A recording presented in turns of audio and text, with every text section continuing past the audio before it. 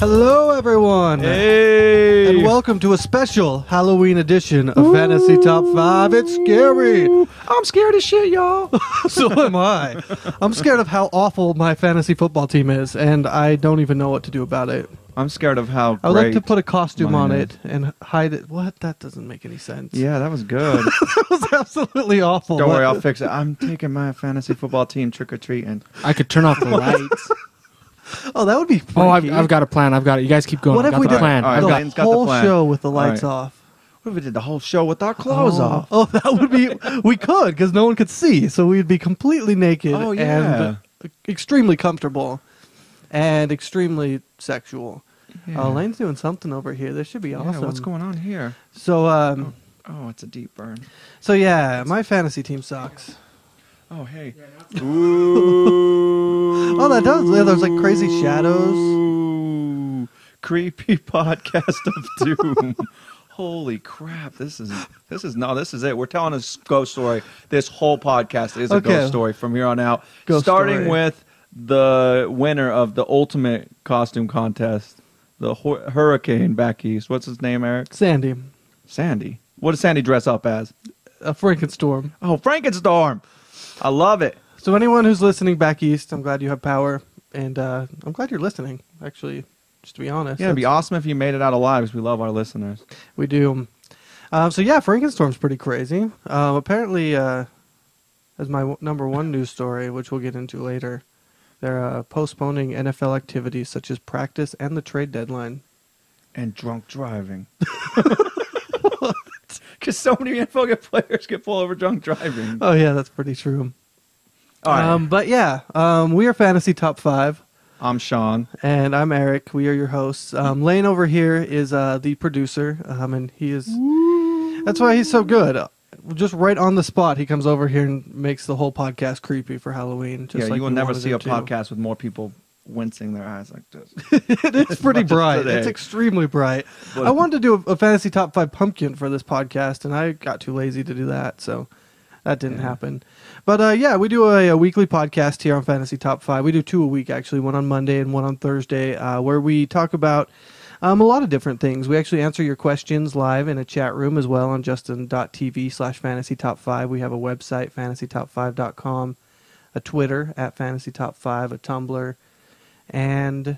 Yeah, anything. Type in Fantasy Top 5 in Google, you'll find us. That's very true. We have a website. We also have we're also a podcast. We have it in iTunes, so you can subscribe there. You can subscribe in Stitcher and Feedburner.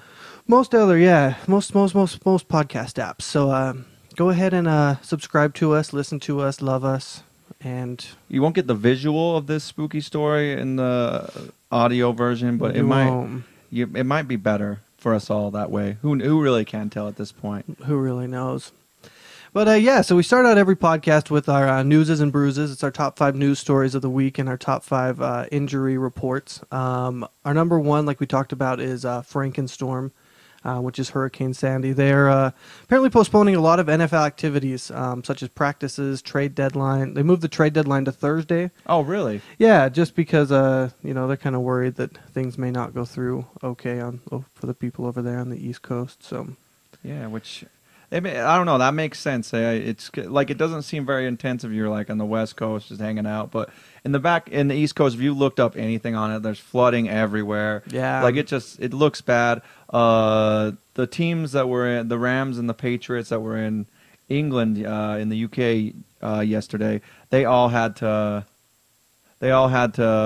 like time their flights just right to make it back to try to avoid the storm. Like it's just it's caused a bunch of different stuff, and yeah, it makes sense that all this is going on. And I think they're really just like, we need to get some more trades going on. There's a lot of bad teams out there, so that's why they postponed that. I think there wasn't any trades yet, so they're like, we have any excuse to postpone this. Yeah. So speaking of that, yeah, there's also been a lot more trade rumors. Colt McCoy has actually been one of the rumors passed around that people think that he should be traded. Wheaton's looked good. Yeah, he's looked really good, and Colt McCoy's just sitting there on the sidelines, not playing football. Yeah, I don't think he necessarily got the best shot there. Like they did, like a lot of their weapons have just emerged this year there, and like he didn't have Trent Richardson to help him out. I don't know. Was Gordon there last year? I don't remember if Gordon was there, but he didn't do an. No, I think he's a rookie, isn't he? Yeah, I think so. And so it's like they've advanced a lot, and it seems like they obviously like where they're going. They like Whedon, they like Richardson, they like Gordon. So it makes sense to get Colt McCoy out of there, get some wiggle room in their budget there. Yeah, and they have been kind of awful. So I do kind of feel bad for Colt McCoy because he looked really good coming out of college. So it's kind of surprising. It looks like he was drafted. So he is Josh Gordon is a rookie, which a good pickup. So the guy has been extremely talented this year.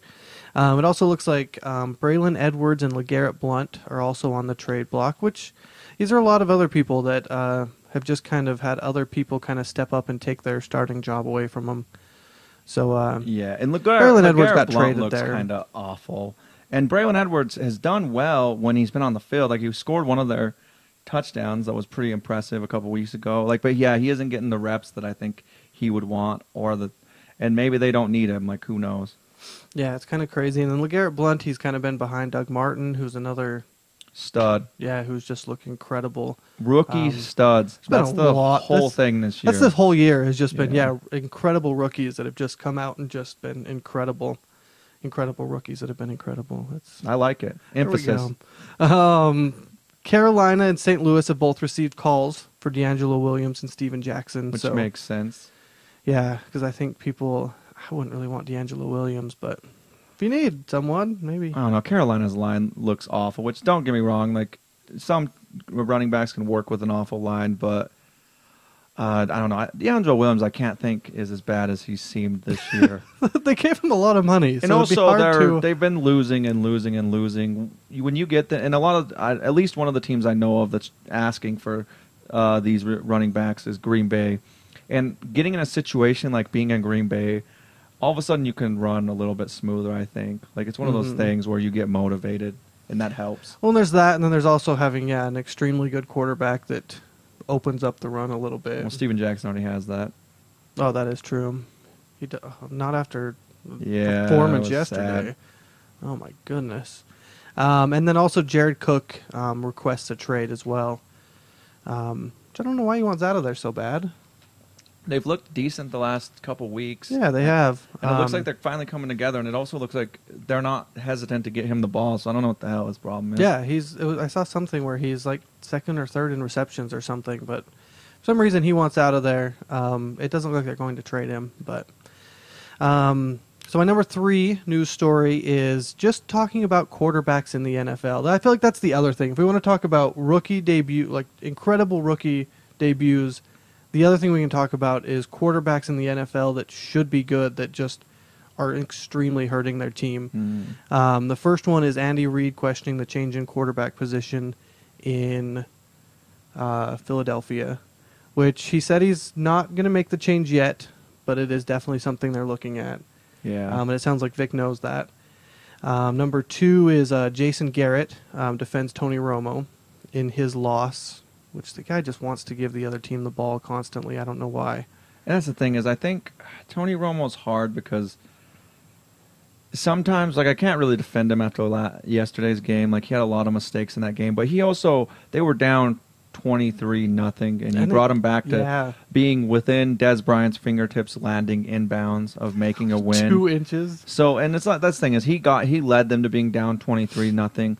But he also led them back. So I think that says a lot. A lot of quarterbacks, Cam Newton, just give up at a point or throw the game-winning pick 6 to the other team. And don't get me wrong, Romo can be that guy, but Romo doesn't get down, and I think that's the big thing with him. Yeah, which is nice. And so I understand the Tony Romo. The third quarterback on here is Rivers, who has looked awful. And apparently everyone is questioning his arm strength. They said a lot of the picks that he threw looked like it was maybe he couldn't throw the ball the way that he wanted to, and if he had been able to, it wouldn't have been picked off, which is kind of a crazy thing because it's not like he's not on the injury report or anything. Yeah, and he just looks bad out there. Yeah, and then also Sanchez is still the starter, but apparently Rex Ryan is going to take a hard look at the usage of Tebow on the Jets. So I don't know. Kind of what we figure. Yeah, Rex Ryan does not want to play Tebow, though. I hate to do that thing where you are like everyone wants to hear that Tebow is going to play, but I don't think he wants to, and I still don't think you can completely blame Sanchez for how they've been doing, but I don't know. That's kind of how a lot of these are as well, is you kind of have to have players around him as well. Yeah. And then also Cam Newton, which I actually didn't put on here, but another quarterback in the NFL that has really, really struggled this year. Yes, he has. So there's been a lot of struggling quarterbacks. I did a whole news segment just based around those because I started writing it out. I could have done a whole 5 just news stories straight on them. Yeah. My number 4 is RG3 is called for offensive pass interference with an attempted reception from Santana Moss. I had to throw it in there. I had other news stories. I really liked it. I don't know what to really say about it, except apparently Shannon had said, yeah, we're not going to ever attempt that again. Yeah, he thought it was a dumb decision. But I think it was interesting. It's one of those things that maybe you throw it in there once like that and see if see what happens with it, and then at least keep the defense guessing, because people should know that you can do whatever you want with RG3. Maybe that was the plan, is they were going to try it. If it failed, say we'd never do it again, but then they'll come out and do a first play. Yep. Next week. They just bomb it to him. And my number 5, which I always try to make a ridiculous news story, is Chris Cooley tried to get free beer with his new contract with the Redskins, which is awesome. They apparently didn't give it to him, but he's officially my new favorite player after that. Yeah, that was awesome. I tried to get free beer with our contract with this podcast, but it turns out that we don't. Lane really usually has beer that we don't pay for. Yeah, he gives us free beer, so which is always a plus. So you kind of got it. The top 5 bruises, number 1 is Ryan Tannehill with his hyperextended knee. He's going to undergo an MRI today. I didn't check to see if there were any results on that, but that's a pretty intense. He's another one of those rookie players that have looked really good this year. RT1. But that's the thing, too, is Moore came in, and I know it was against the Jets, and people criticize the Jets, but I watched the Jets stop the Patriots for a good part, enough of the game to go into overtime last week, and then Moore and Tannehill both just worked the ball wherever they wanted to against them. So the Dolphins are a lot better of a team than I think people are giving them credit for. And I do think they have had some rough years, so it'll take them a while, but losing Tannehill's a big deal, but it's good to see that they got rid of the right quarterback there, because Moore can fill in, and he showed it on Sunday. And he's looked awful since he had to come in. Yeah. Number 2 is Wes Welker, had an ankle injury. They have the bye next week, so he thinks he'll be fine, and with the extra time, probably not a big deal. Yeah, I wouldn't worry too much about it. Brady Quinn is the number 3. There actually weren't a lot of injuries this week, which is nice, because the last few everyone's already injured. So have been crazy. He had a head injury and left the game. We'll kind of have to look into it. I don't think it's really that fantasy related. Yeah. Except everyone hates every quarterback in Kansas City. So. Yeah. Number 4 is Chris Givens with a toe injury. He returned to the game, but it's kind of scary because he has really been one of the bright spots on the Rams' offense. Him and Gibson, which is nice because they've really needed someone to step up, and both of them haven't completely been outstanding, but they've at least done well enough that people look at them. So yeah, they've been doing way better than people would think. Because once Amendola was out, it's like, are they going to be able to pass it all? And it seems like they've still been able to do something, which is huge. When he had that initial bomb, which was insane, that over 50-yard touchdown just to start out the game was awesome. And that's what the kind of play that he gives you. And so hopefully he's fine, and there's nothing wrong, because that would really... Although Amendola may be back, so... Yeah, and that's the thing is Amendola... And with the bye week huge. As well, that really helps. That's another one that the bye week should help for him to come out. And number 5 is Calvin Johnson. Apparently had a sore knee and was a big factor in why he wasn't doing very good. It's kind of the same as the Julio Jones one a few weeks ago that had an injury, played through it, didn't really mention it, but had an awful game later. And although Calvin Johnson had a lot of awful games, so yeah, I don't know how much of it's his sore knee and how much of it's just he dropped a touchdown. Like, that's all there is to it. Calvin Johnson doesn't drop a touchdown. He drops a lot last of passes year, and then this year.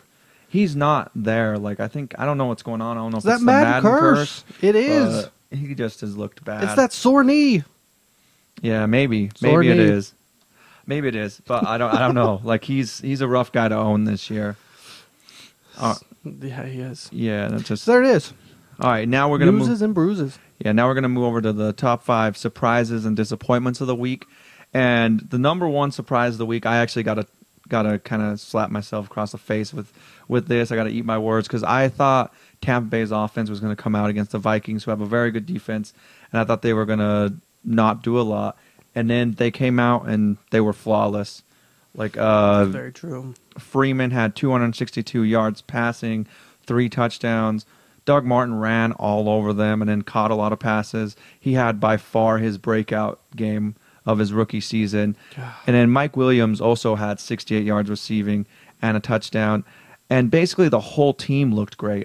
You can't go through and mention everyone. This lineman looked good. This one did. But the whole team looked awesome besides VJack. But VJack still did what he had to do. Like when they needed a big catch, he did it. So Tampa Bay looks like they're the real deal. Freeman looks so legit. Yeah, and especially with I hope he doesn't quit. That's how legit he looks. Yeah, I don't know why he would. I don't know why he would either. But that's the thing is with the Saints doing as awful as they've been doing, and the Tampa Bay's been in every single game. Yeah. So yeah, Tampa Bay looks good. And we all thought it might happen last year, and it didn't. They didn't look as good last year as everyone thought, but this year another looks team, young studs. Yeah, and last year didn't quite look like the year for Freeman, but I think LeGarrette Blount did really good last year, but Doug Martin looks to be just... Doug Martin, barring injury, he's Adrian Peterson. And then bringing VJack... Emmitt Smith looking. Like, it's crazy to watch him out there. And then bringing in VJack just, I think, turned the whole thing around, because it gave...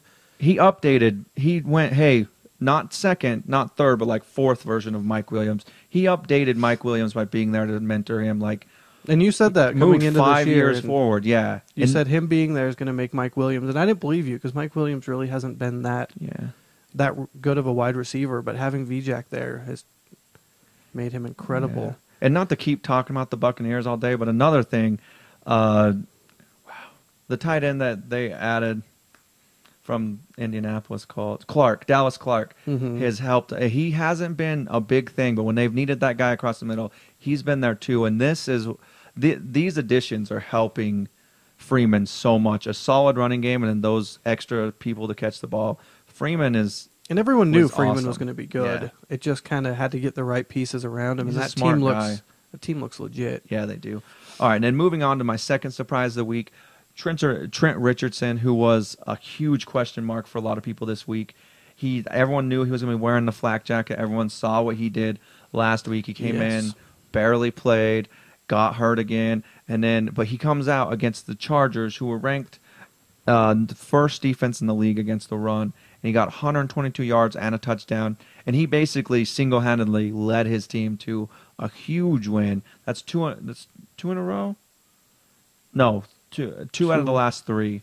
For what? For the Browns to win. Oh yeah, and they have they're looking better and better, and that's another case like we were talking about, just young studs. That whole team is built around young guys, and he has, except for the injury, which you can't blame him for. Yeah, everyone. Except it is hard that he continues to keep playing, and it's like, do I start him? Do I not? And anyone who did this week definitely paid off. Yeah, it did in a big way. And that's the thing is, this is the guy they've chosen to build their franchise around. Whedon and around Richardson. I think they made the right choice. Both of them looked good, and Richardson, tough leader is what that shows from Sunday. Comes in, plays through injury, does great, and I can't say enough about the guy. He's been awesome. Yeah, he's incredible. All right, and then the third surprise of the week is Titus Young, who is a guy that I think everyone was way up on going into the season, and he's kind of been a little down. Like he hasn't been great so far, and then he comes out. Nate Burleson got hurt last week. He's going to be out for the season. And they're like, is Titus Young going to be able to answer the call? Is he going to be able to step up? And he catches 9 balls for 100 yards and 2 touchdowns, including the game-winning touchdown that he had at the very tail end of the game to give them the lead 28-24. And the Lions looked solid. And Titus Young was a big part of that because we've been talking about Calvin Johnson. At this point, I may trade. I may just, hey, who wants Calvin Johnson? I will take Titus Young. I'm going to look for whoever has him. And that's trade him straight across because he obviously looks like the better wide receiver, which hurts. Yeah, and he's going to help. I think he'll ultimately help Calvin Johnson because a lot of this, he had single coverage the whole game. And he has to get to the point where Pettigrew, Titus Young, Calvin Johnson, like, you're not going to always be able to double cover him because they have other guys there that can come out too. They have guys out of the backfield they can pass to. So if they're going to keep giving people just freebies, like Titus Young being like, well, we're not going to cover him, so we have to double cover Calvin Johnson. Calvin Johnson's going to end up getting single coverage because Stafford's smart enough to find the open guy. Mm-hmm. So, yes, that's big for them that Titus Young is finally stepping up.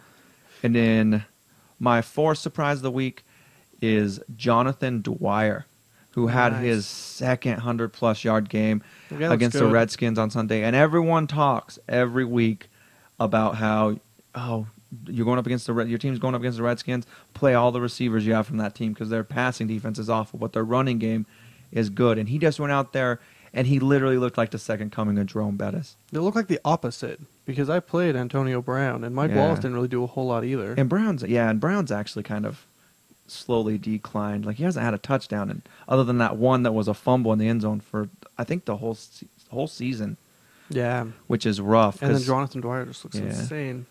Yeah, and that's the thing is with Redmond, who looked awful in the running game. He did good in the passing game that one game, but in the running game he hasn't looked good. And in my opinion, Mendenhall has never been a top 10 running back. He's always been a running back that can do okay because they run so much. Mm-hmm. But Dwyer I don't know if it's just me, but just watch him out there. He looks like a Steelers running back. Yeah. Like literally looks exactly like Jerome Bettis. I say they keep those guys on the bench, let them get fully healed. If they need them, go to them, but keep Dwyer in. Like keep feeding him the ball because he's not going down from the first hit. He's not going down from the second hit. He's taking two or three hits every play, and I don't know. He looks awesome. That's what I think. Yeah, and like you said, there's a lot to looking like, especially if you're a Steelers fan. I feel like Steelers fans must be going crazy right now. It's just ridiculous. Young studs. It's ridiculous. I can't say it enough this week. Like it's everyone is just this. How many old guys are coming out and being like, oh, did you see that old guy? Put his crutches down and just killed it. No, all these young guys coming in and just breaking out. All right, and then my fifth surprise of the week is Denarius Moore, who has cemented himself as the number one receiver in Oakland. Yeah, I agree. And since their bye week, he's had a touchdown in every one of their games. One of the games he only had like 36 yards, but Carson Palmer is looking for him. And he's the kind of talent that has the ability to make a huge play at any time. Mm-hmm. And there is the one negative. He does tend to get injured on a regular basis. But if he can stay healthy, I think he'll be a top 20 receiver at the end of the season. Yeah, and everyone keeps thinking it's going to be Hayward Bay, but I think it's safe to say at this point that he definitely was a draft bust. I don't know. Hayward Bay did have the touchdown, the big touchdown in that game, and that's the thing is everyone's been talking about how the Chiefs' defensive backfield has been getting better and better, but I didn't really see it. I watched most of the game. There's only the two games on late, and we were watching Red Zone, so we watched most of it. And I think Carson Palmer is actually doing a really good job of bringing the receivers together. And Brandon Myers has looked solid too. Mm-hmm. So yeah, I think they've looked decent, and it's helping McFadden kind of move along. He still hasn't had like a huge game, but he had a decent game on Sunday. He did. So yeah, that's my surprises. As you can tell, I was ridiculously excited about all of them, which is kind of crazy, but all those guys were awesome to watch yesterday. All right, and then my disappointments of the week, the first one's got to be the Vikings defense. I sat here on Thursday of course this was yours. Just because you played him in both leagues. Yeah, I had him in both leagues, and I'm like, the Buccaneers haven't played a solid defense. That's what it is. And then, no, the Vikings... That's all you talked about all week, actually. I was so mad after the Thursday night game. Anyone hung out with Sean, that's what they heard about. Vikings defense the whole time. Negative 3 points, that's all he kept saying. Yeah, the Vikings defense were my Calvin Johnson this week. Yeah, that's all makes me sad. And that's the thing is they gave up so much. They gave up 262 passing yards, 159 rushing yards, which that's the big thing. They don't let people run on them. And they gave up 4 touchdowns and 36 points, which is just crazy. The thing with it is, though, is I'm not going to give the Vikings defense all the blame.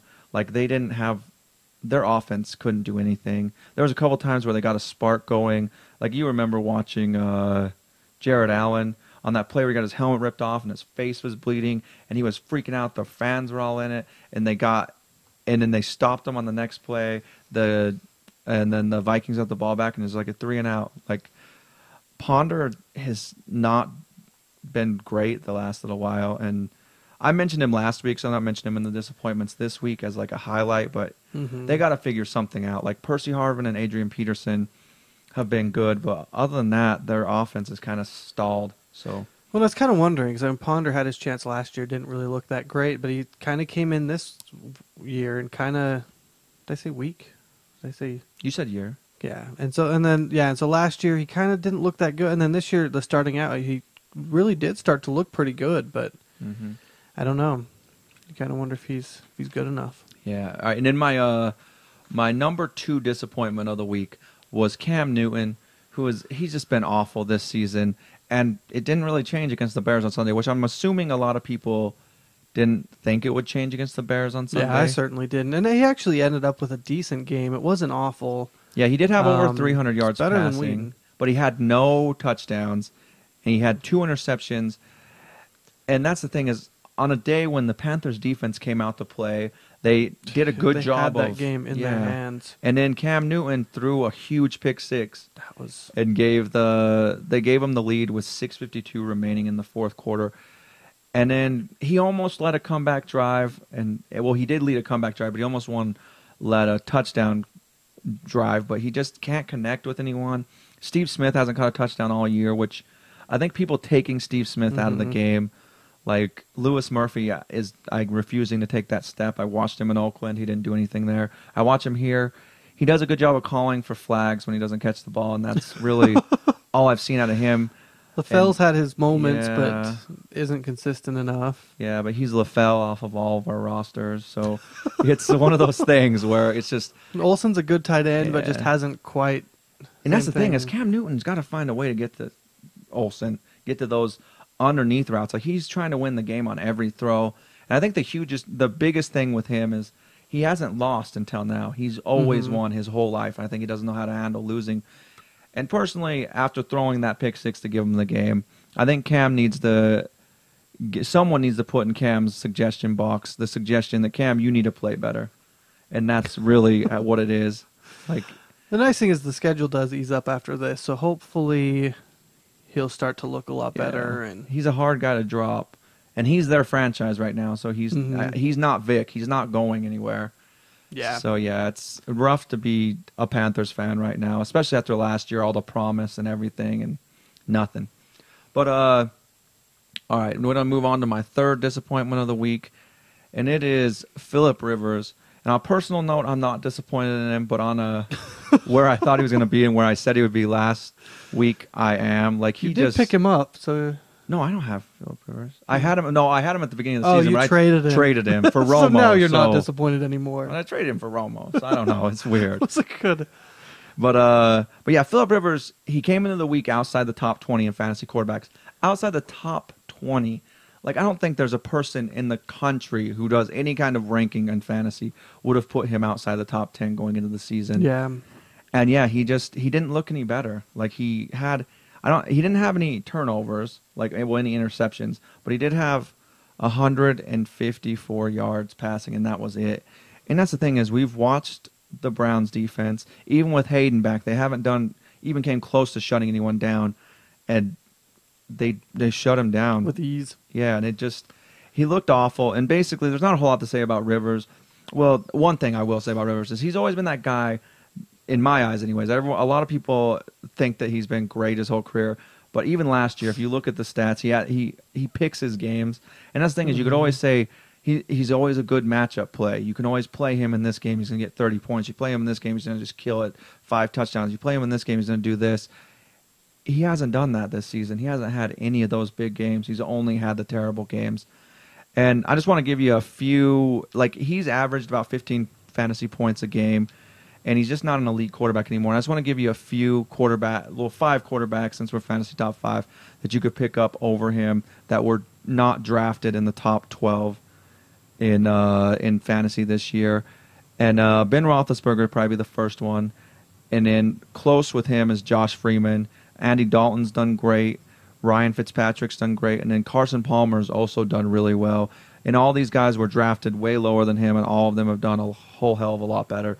Well, this is quite brutal at this point for a lot of these players like Phillip Rivers and Calvin Johnson, because what do? Do you try to trade for someone less? Phillip Rivers, I don't think, has the upside of Calvin Johnson, though. Like you said earlier, like he doesn't seem to have the arm strength, and that's a big deal. He's a gunslinger quarterback.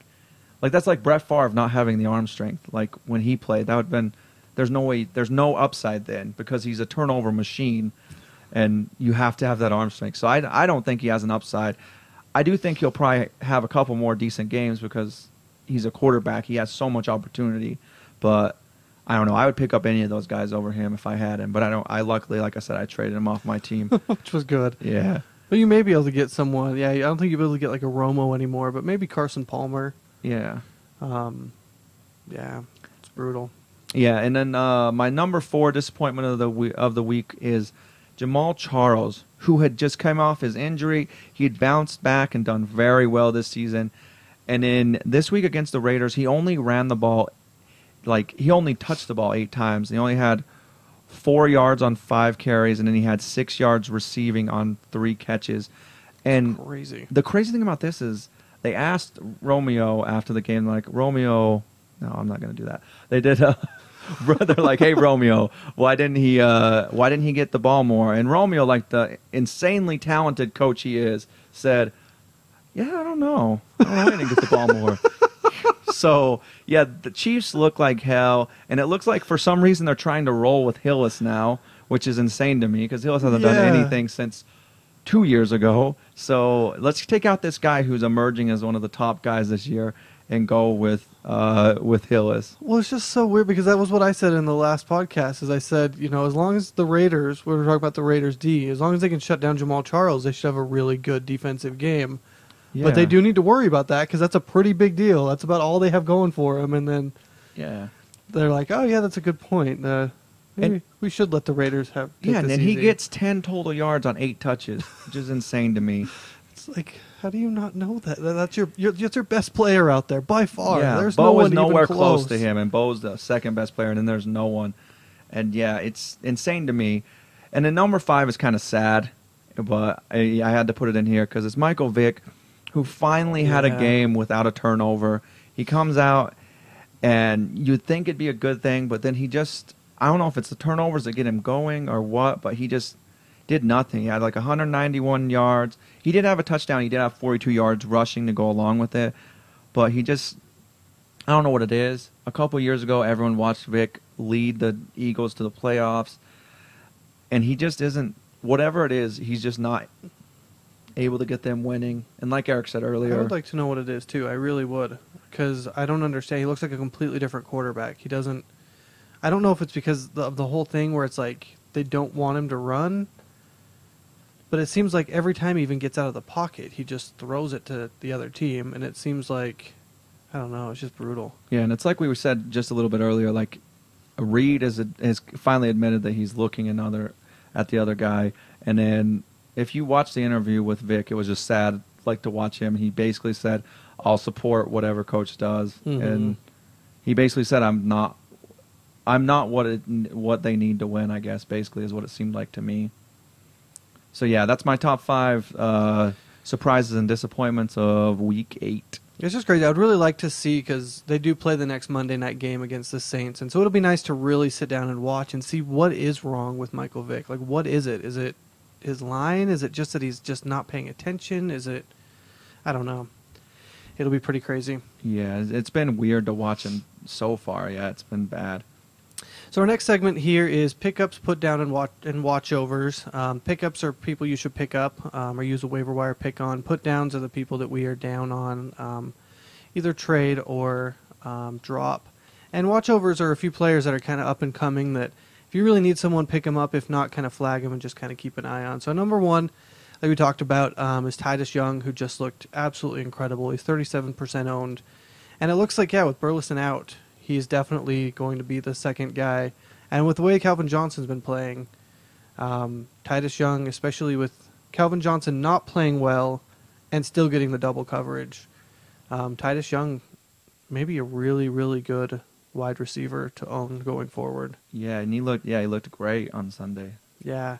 My number 2 is Josh Freeman, another player. It seems like all these are people that I would seriously try to pick up. 59% owned, just looks amazing.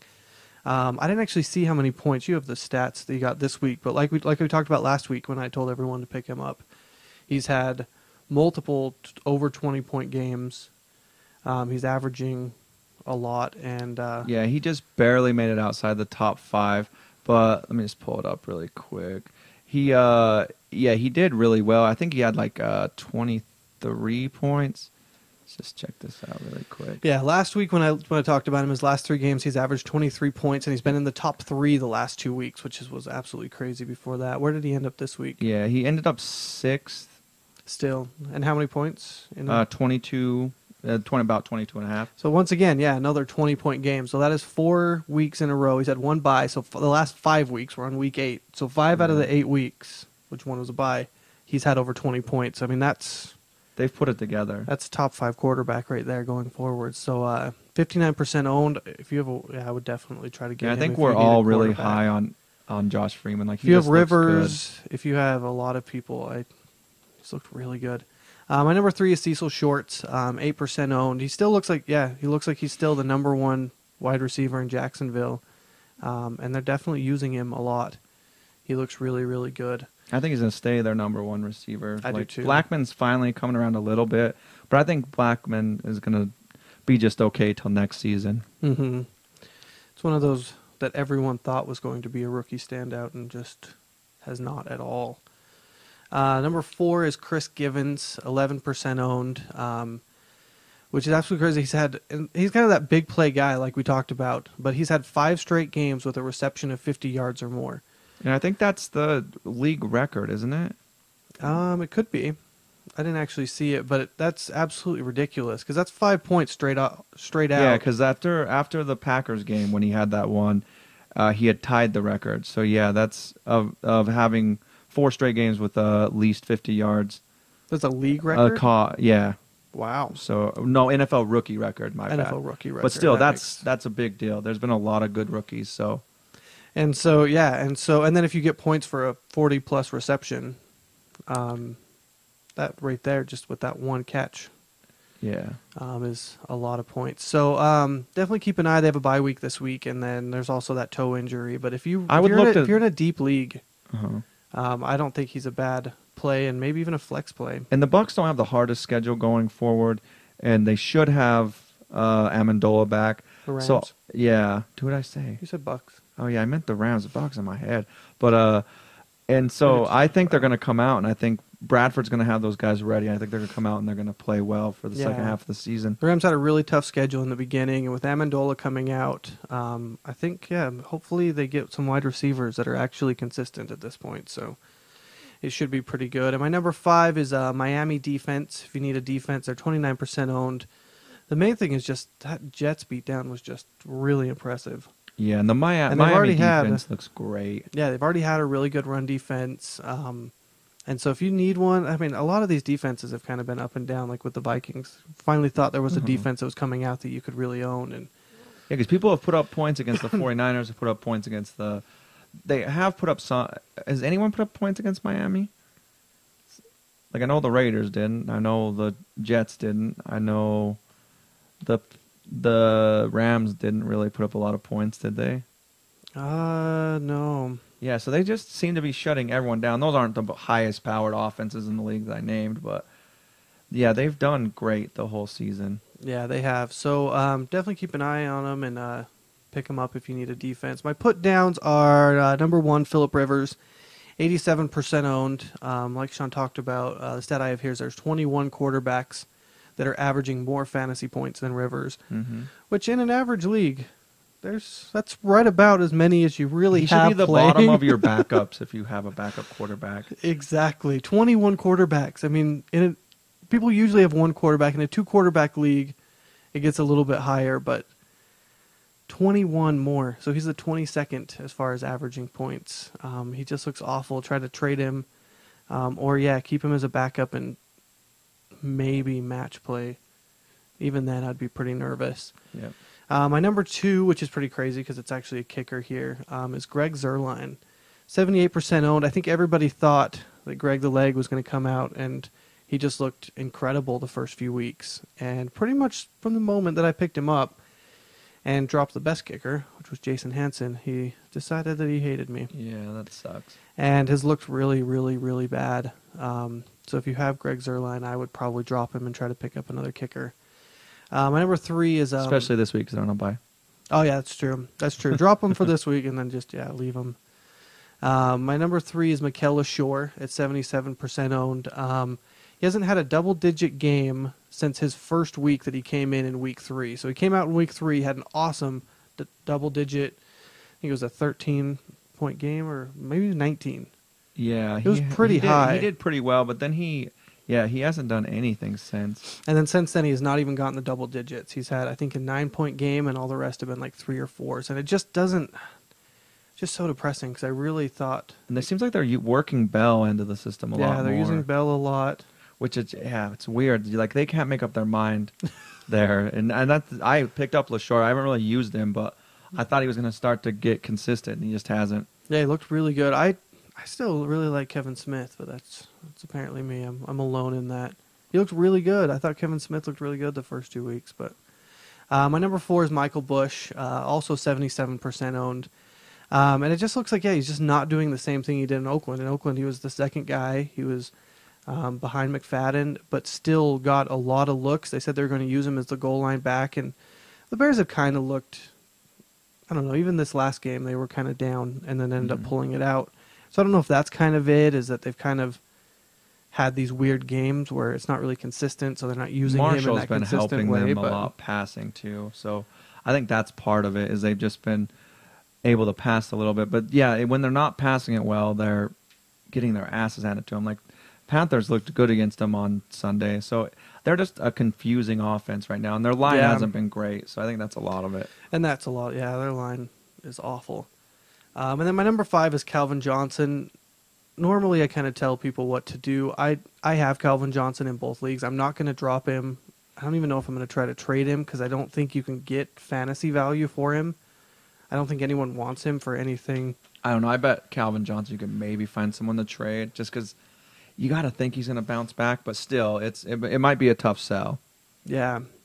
And so I'm going to hold on to him. This is the first time I've really done this in the put-downs where I've told you to hold on to him and hope, because I think anything you could get for him would be worse than the potential that he still has to break out. But yeah, I definitely had to put him here because I'm just so depressed. Yeah, it is rough.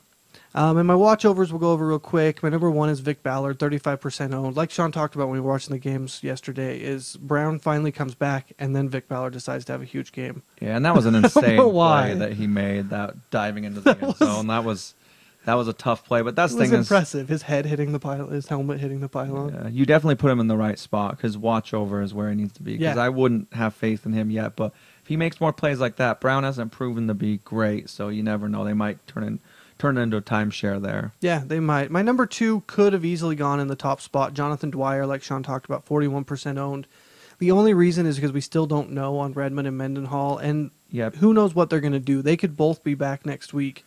And some of these coaches could decide not to use Dwyer. So. Yeah, some of them have such a loyalty to these running backs that they're like, we have to keep working them in even though Dwyer's killing it. So you got to see what kind of work he gets when one or both those guys are back. So I agree with that too. Yeah, but he could very easily be up in the top if it wasn't for that. He's 41% owned. So I would try to pick him up and just keep him just to kind of see. But if you don't have the spot for him, don't force out someone that maybe might look a little bit better because of that. My number 3 is Matt Moore, who is 0% owned. Definitely keep an eye on. Definitely don't pick him up. But he did look pretty good. Yeah, he didn't do bad, and it seems like everyone there is turning into a bigger play than you would think. Like, the Miami just looks good, and this week they're going up against the Colts, who haven't exactly been a great defense. So if and Andy Luck can put up point. Well, I don't know, against their defense he might not be able to, but Matt Moore. It's definitely a risky play. I don't know if I would dare do it, but if you really absolutely needed someone. Yeah, and you only have one quarterback that people are starting on a bye this week, which is Tom Brady. No one's starting Sanchez. Most people aren't starting Alex Smith, and most people aren't starting Bradford. So I don't know if you'll be in the position where you have to, because most people weren't relying on Tannehill the whole time. So but it is a good guy to have out there if you do need him, or if your quarterback's playing someone tough. So, and like we said, Miami's offense has looked better than people give them credit for, I think. So, and it actually looks like 30 minutes ago, which is after we started the podcast, Ryan Tannehill's MRI came back okay. All right, so, cool. I looked that up beforehand, and they didn't have anything on it. So, they're still not sure if he'll be back, but I'm sure we'll talk about it in the Thursday podcast. So if you have him, you need to play him, come listen to our updated bruises on Thursday. My number 4 is the Denver defense, 30% owned. They're averaging almost 15 points the last 4 weeks and averaging 10 points, so double digits over the entire season, and did something that I did not think they were going to do, which was make Drew Brees look absolutely awful. Yeah. I don't know how they did it. I did not think they were going to do it. They still didn't end up with awesome fantasy points. I thought it was going to be a shootout, but I thought they might end up in the negative with how awesome Drew Brees is. And so if you need a defense, I almost think I maybe should have put them up higher than Miami, actually. Because of how consistent they actually have been with that defense. So, I'm going to switch those. I'm going to switch those later and here on the show. I would put Denver defense up in the pickups, pick them up, and Miami defense if you need them. Although they've looked really good too. So we're going to go with both of them. My number 5 is Kendall Wright. He leads all rookies in receptions, but he hasn't had over 66 yards in any game. So he's had a lot of receptions, but not over 66 yards. So if you're in a PPR, he may be a good flex play just based off of catches alone, but he's not had a big game at all. But they do seem to be using him. So yeah, he's more solid than a lot of guys, but it seems like they're not.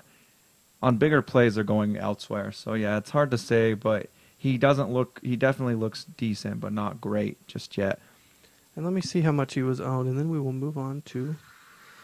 He is 43% owned.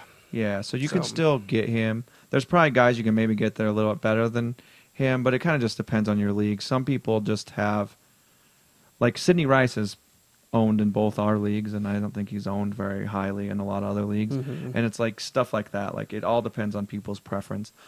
All right. Yep. And then moving to our next segment, we usually do weekly fantasy leaders here, and I'm still going to be putting the weekly fantasy leaders up on the website. We're not going to go over here because it's kind of a little slow, and it's kind of something that if you want to check it out, feel free to go and check it out. It is interesting. I feel like every week there's been someone there that I didn't think was, or someone who was number 1 that I thought did pretty good. Maybe I put them in my watchovers, but didn't realize they were the number 1 in that position. And so I always like it, but like you said, it is something that we just kind of go through really quick, and then the podcast is over. So I like this a lot better. I think this is going to be a lot of fun. Yeah, and then this segment's called True or False. What we're going to do is we're going to basically ask 5 questions, and then we also want to get a lot of feedback from you guys on this. So we're going to put the 5 different questions we go over. It's called True or False. We're going to ask a question as a statement, I guess, and then say, is that true or false? And then there'll be a poll up for each one of the questions, and we're wanting you guys to go and vote on them. And then we'll kind of go over that at the end of the Monday podcast next week. And just before we get into that, I'll just give the results from last week's poll, which was, are the Ravens done? Are they dumb? Are they stupid? They're a dumb team. Then we actually went and got IQ tests for all of them, and we actually can answer that for you. No, but we had the 4 answers we had was yes, no, how dare you, and same old Ravens. And same old Ravens won by they basically had 50% of the votes. And then yes and how dare you were basically tied for second. But then the crazy thing is no got not a single vote. So people are definitely questioning the Ravens. So just that was the poll from last week. So now we're going to move into our true or false segment. In the first one we're going to go over is Josh Freeman. Josh Freeman will finish the season as a top 10 fantasy quarterback. True or false, Eric? I thought you were initially going to do top 5, and it was going to be no. But with the top 10, I'm definitely going to have to say yes. I thought it was possible to happen last year. Him and Bradford were the 2 that I was really excited about last year. Coming into the season, I was so excited for those two quarterbacks. I honestly thought they were both just going to have these breakout, crazy seasons, and they both didn't.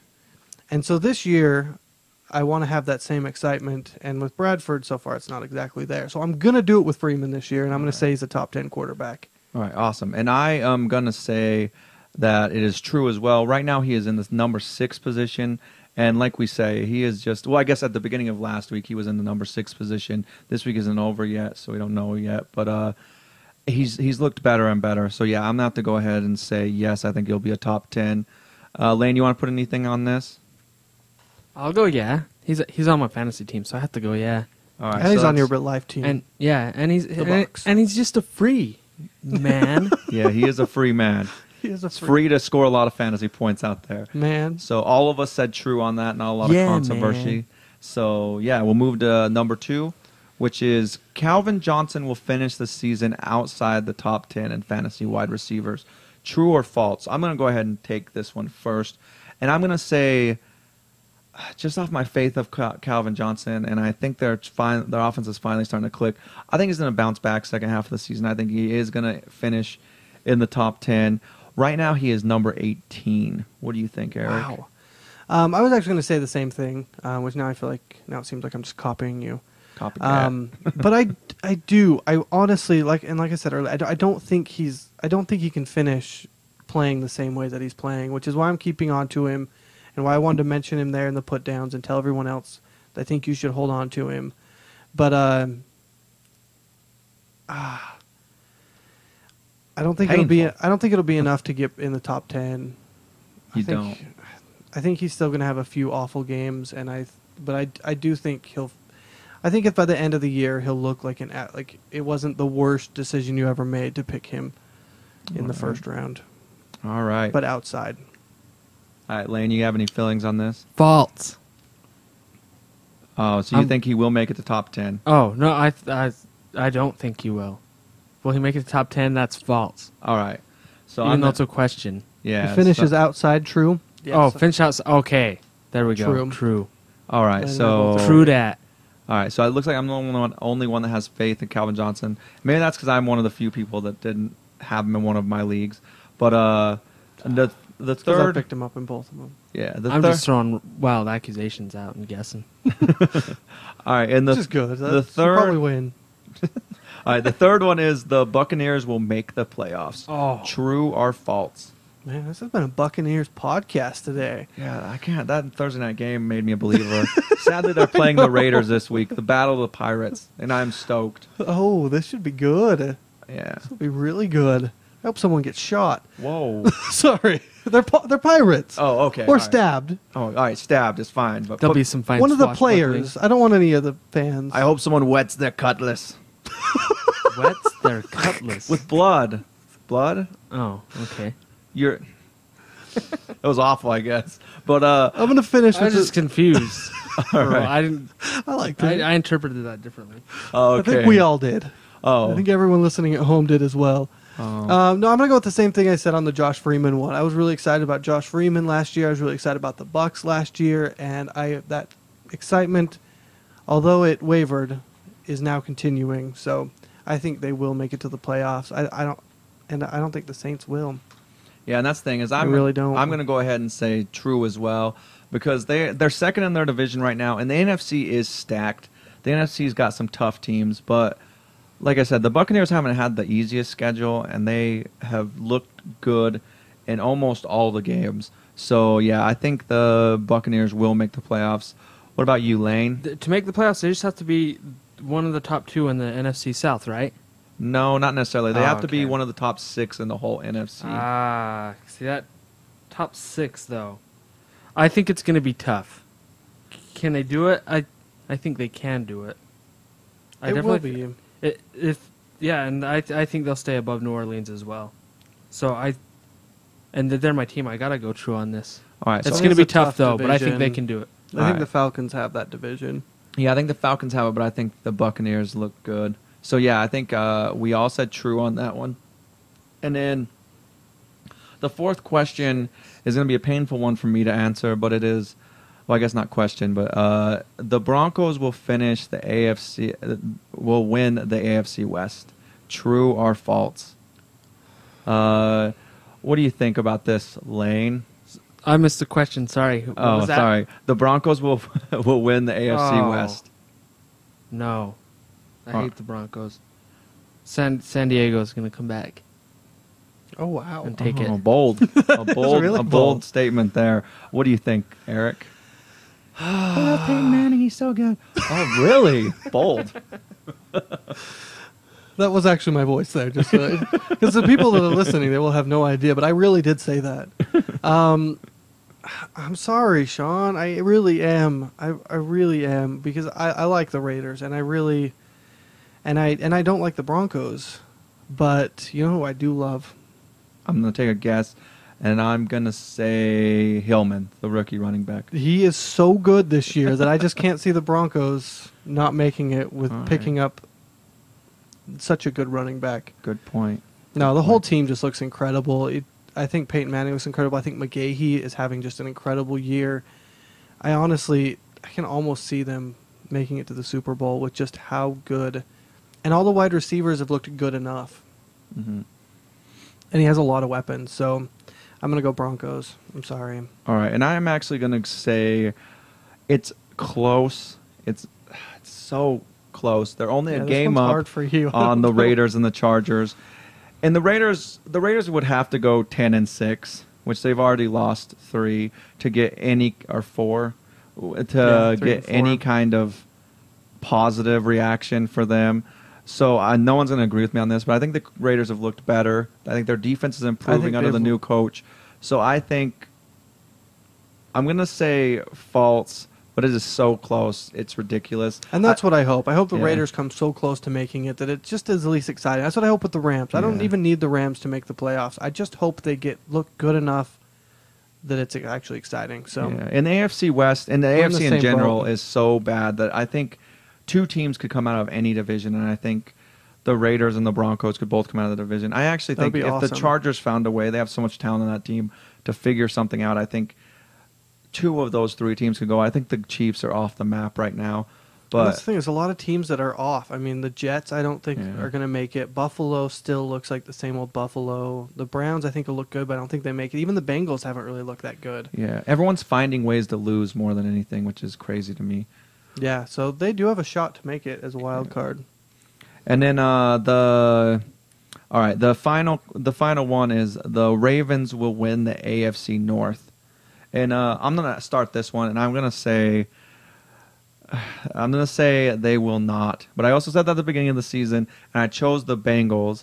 But I actually don't know if I feel that way still. I think the Steelers look like they're coming up, and the Steelers are only 1 game behind the Ravens. And a couple weeks ago, the Ravens looked like they had the deal done, and then their defensive injuries, I just don't think they're going to hold through. And they're also they're also only 2 games up on the Bengals. So I think the Ravens, I think it'll be so close that it's going to be ridiculous, but I think the Ravens are going to find a way to not win the AFC North. That offense is just not taking the steps that it needs to hold till the end. I'm wanting to agree with you. I'm going to give the Ravens a little bit. They've had 1 game since Ray Lewis, and they lost Webb. They lost those 2, and they've had 1 game, and then they've had the bye week. I'm going to give them another week or 2. I don't feel confident enough to answer this question right now. So as of right now, I'm going to say the Ravens do, just because I'm still going to give them a little while. All right. So that's where I'm at. All right, awesome. And that's our new segment. I hope you all like it. Lane didn't pick one. Lane. Sorry, my bad, dude. I'm actually going to lean with Eric on that because I think it's a battle for the Steelers, and they can do it. But I think right now the Ravens have it, and they're letting it slip. But if they can hold on, I think they have it. So I'm going to go with Baltimore. And I think you guys have a good point. I think that's close. I think it's a close division. But I think the Steelers and the Bengals both are a lot healthier of a team. I think the Bengals should be tied with the Ravens, but they find ways to mess up. But I love this new segment. I think it's awesome. I like how we do the same thing on the Thursday podcast as well with the games of the week, and we should maybe even throw those up as well, because I want everyone. That's one thing I love about this podcast is I want everyone to answer questions. I want everyone to come in and answer the polls. I want this to be. That's why we started it. Was very much to help people out and to interact with people. So definitely come check out our chat room, and definitely come ask us questions, add us on Twitter, tweet at us, answer our polls, all that, because everything is Fantasy Top 5, www.fantasytop5.com, at Fantasy Top 5 on Twitter. We've been getting a lot of questions, but we'd like to get more. Like, the more the better. So thanks for joining us today. Jump on our website and do all the polls. And we will see you Thursday. I'm Sean. And I'm Eric. Peace. Out. See the Halloween? I did it. There was. I liked it.